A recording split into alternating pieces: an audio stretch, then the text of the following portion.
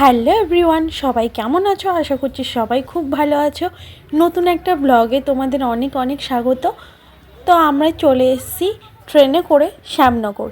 তো শ্যামনগর স্টেশনে নেমে আমরা চলে গেছি ঘাটের দিকে, ফেরিঘাটের দিকে। আর এই যে বাজারে একটু ঘুরলাম, ও একটু চা খাবে বলছিল, তাই জন্য। তো তারপরে চা না পেয়েই আমরা ফেরিঘাটে চলে আসলাম। আর তারপর এদিকে চলে আসলাম ভদ্রেশ্বর, আমার ননদের ছেলের বিয়েতে, মাস্তুতো ননদের ছেলের বিয়ে। তো চলে এসেছি বিয়ে বাড়ি। তো এসেই ওদের ভাত কাপড়ের অনুষ্ঠান হচ্ছিল, তো সেটা অ্যাটেন্ড করলাম। তো খুবই মজা হচ্ছিল। অ্যাকচুয়ালি ওরা দুজনাই অল্প বয়স, মানে আমার ছেলেই হয়, ভাগ্নি আর কি।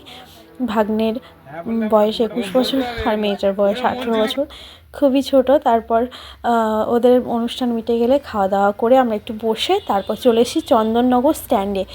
এর আগে না এই স্ট্যান্ডে আর একবার এসেছিলাম, প্রায় 2-3 বছর আগে। তো সেবার আরও মজা ছিল, কারণ আমরা এসেছিলাম 29 ডিসেম্বর, সম্ভবত 2022।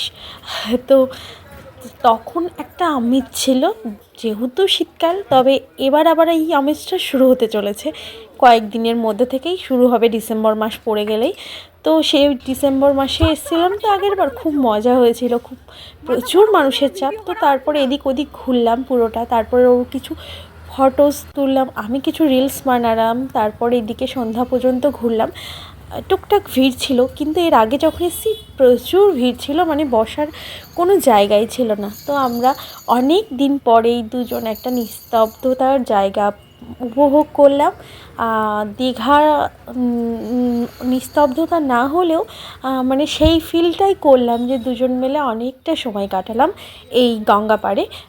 তো এই জায়গাটা আমাদের খুব ভাল লাগে, খুব ভাল লাগে। তো আমরা খেয়ে নিয়েছিলাম ফ্রাই মোমো, সেটার ফুটেজ নেওয়া হয়নি। তারপরে এখানে চলে এসেছি পাপড়ি চাট খাওয়ার জন্য। তো এখান থেকে পাপড়ি চাট নিয়ে নিয়েছিলাম 50 টাকা প্লেটে, দুজন ভাগ করে নিয়ে নিয়েছিলাম।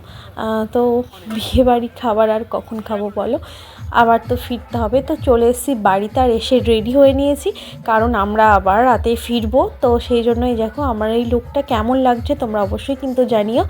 তো প্রথমে এখান থেকে খেয়ে নিলাম ফুচকা, আর তারপরে কফি খেলাম। তো কফি টফি খাওয়ার পরে খাওয়ার দিকেই যাব। অ্যাকচুয়ালি আমরা আবার এখান থেকে 10টার লঞ্চটা ধরলে আমরা 10:30টার ট্রেনটা শ্যামনগর থেকে পেয়ে যাব শান্তিপুর লোকাল। তো ও ফুচকা খেলো, আমিও খেলাম।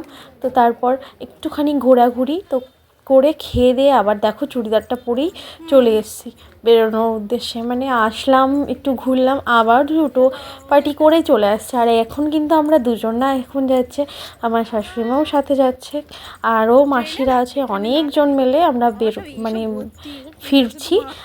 তো ওরা যাবে সবাই পায়রাডাঙ্গা, আর আমরা যাব হচ্ছে হবিবপুর। তো শ্যামনগর স্টেশনে অনেকক্ষণ দাঁড়িয়েছিলাম।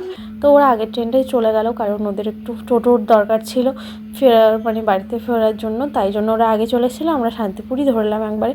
তো অনেক ঘুমিয়ে ঘুমিয়ে আসে রানাঘাটে পার হয়ে একটু বসে পড়লাম, কারণ এবার তো নামতে হবে। তো চাদর সোয়েটার সব পরে নিয়েছিলাম, প্রচুর ঠান্ডা লাগছিল। তো চলে আসলাম বাড়িতে। ভালো লাগলে like comment share subscribe, bye, ভালো থেকো।